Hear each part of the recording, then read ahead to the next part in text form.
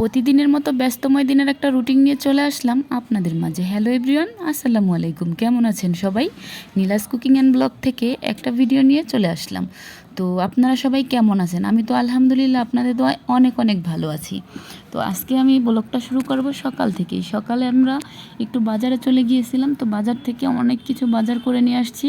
তো এখানে আমি অনেকগুলো পাঁচমিশালি মাছ নিয়ে আসছি। তো মাছগুলো এখানে আছে বাইলা মাছ, তারপরে চিংড়ি মাছ, বাইং মাছ, অনেক অনেক ধরনের মাছ। তো মাছগুলো অনেক অনেক সুন্দর আর অনেক ফ্রেশ। তো এখানে প্রায় 3 কেজির মতো মাছ আছে। এরপর আমি প্রায় 10-12টার মতো ইলিশ মাছ এনেছি। তো ইলিশ মাছগুলোও অনেক ভালো। হ্যাঁ, এরপর আমি এখানে এগুলো কী মাছ আমি নিজেও জানি না। তো যাই হোক, যেই মাছই হোক না কেন। আর এই তো সবগুলা ভিডিও করে রাখতে একটু ভিডিওটা বড় হয়ে যায় আর একটু সময় লাগে, সেহেতু আর ভিডিওটা আমি এতগুলা করিনি। তো এই মাছগুলো আমি কেটে কুটে ফ্রিজে রেখে তারপর দুপুরে রান্নার জন্য চলে আসলাম।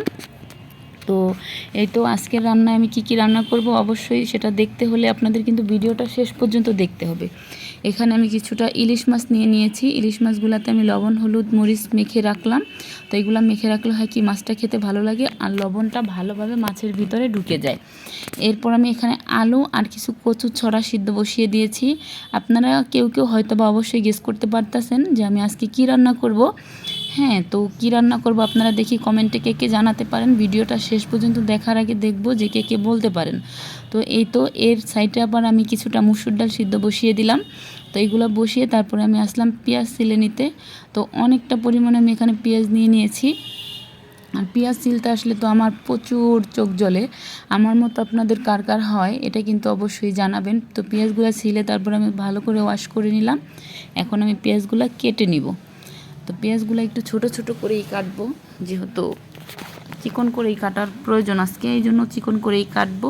তো এইদিকে আমার পেঁয়াজগুলো সব কাটা হয়ে গেছে। তো কাটার পরে আমি এখানে ফ্রাই প্যানে তেল দিয়ে দিলাম। তো তেল দেওয়ার পর আমি কিছু শুকনো মরিচ ভেজে নিলাম। মরিচগুলো ফ্রিজে রাখছিলাম, এই জন্য মরিচগুলোর কালারটা একটু চেঞ্জ হয়ে গেছে।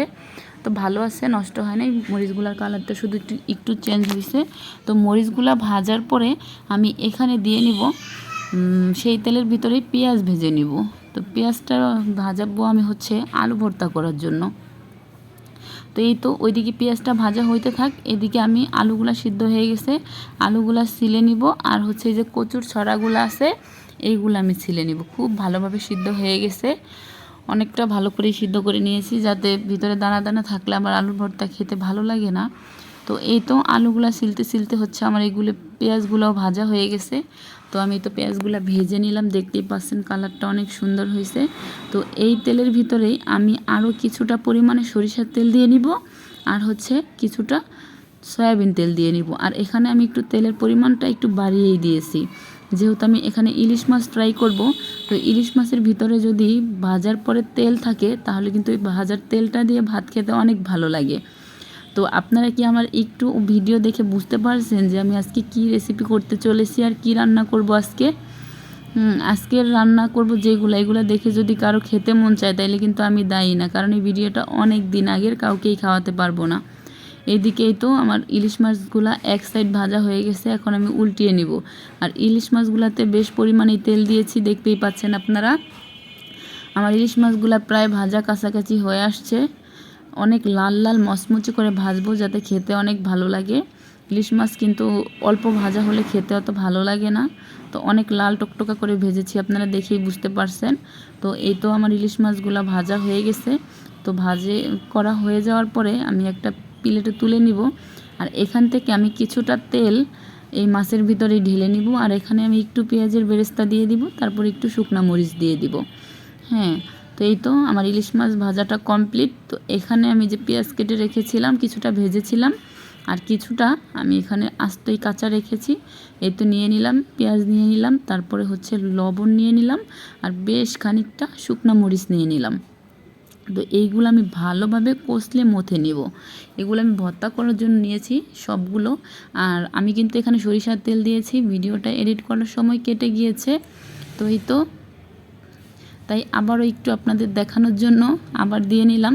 একটু আমার মনেও হয়েছিল একটু কম কম, তো এই জন্য আর কি দিয়ে নিলাম একটু। আর এখানে আমি সবগুলা পেঁয়াজ একসাথে ভর্তা করে নিয়েছি, যাতে বারবার হাতে লাগলে হাতটা জ্বালা করবে, এই জন্য তো ফার্স্টে আমি এখানে মসুর ডালগুলো ভর্তা করে নিব। এই মসুর ডাল ভর্তাটা তো আমার কাছে অনেক ভালো লাগে।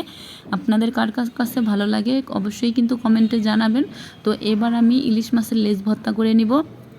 ইলিশ মাছটা আমি আগে কাঁটাগুলো বেছে নিব, কারণ ইলিশ মাছের যেহেতু অনেক বেশি কাঁটা থাকে আর লেজে কিন্তু প্রচুর পরিমাণে কাঁটা থাকে, এই জন্য আমি খুব ভালোভাবে বেছে নিয়েছি। আর এখানে আমি একটু পেঁয়াজের পরিমাণটা অনেক বেশি নেব, কারণ এই ভর্তাটা পেঁয়াজের পরিমাণ বেশি হলে অনেক ভালো লাগে খেতে।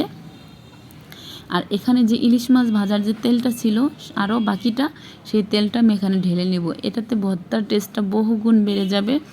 এরপর আমি আলু ভর্তা করে নিব। এই যে না দেখতে পাচ্ছেন, আলু ভর্তাটা আমি ভাজা পেঁয়াজ দিয়ে করব। আর এখানে আমি এই যে কচুর ছড়াটা ভর্তা করে নিতেছি, এগুলো কাঁচা পেঁয়াজ দিয়ে করব। আর আলুর ভর্তাটা ভাজা পেঁয়াজে করব। তো এই তো আজকের আমার সারাদিনের কি রান্না করলাম না করলাম সেগুলো শেয়ার করছি। আর এরকম ভর্তা হলে তো আলহামদুলিল্লাহ খেতে মজাই লাগে অনেক। তো আমার মতো এরকম ভর্তা পছন্দ করেন কে কে, ভর্তা প্রেমীদের দেখতে চাই, অবশ্যই কিন্তু কমেন্টে জানাবেন কার কার আমার মতো এরকম ভর্তা পছন্দ। আর আমার ভিডিওটা কে কে কোন জেলা থেকে দেখতে পাচ্ছেন সেটা কিন্তু অবশ্যই কমেন্ট করে জানাবেন। আর আমার ভিডিওটা যদি ভালো লাগে লাইক কমেন্ট শেয়ার করতে ভুলবেন না। আর আমার পেজ থেকে যদি ভিডিওটা দেখেন তাহলে অবশ্যই আমার পেজটা ফলো করে দিবেন। আর আমার ইউটিউব চ্যানেল থেকে দেখলে আমার পেজটা চ্যানেলটা সাবস্ক্রাইব করে দিবেন। আর আপনারা আমার থেকে কী ধরনের ভিডিও দেখতে চান সেটা কিন্তু অবশ্যই কমেন্টে জানাতে ভুলবেন না। সবাই ভালো থাকবেন। আল্লাহ হাফেজ।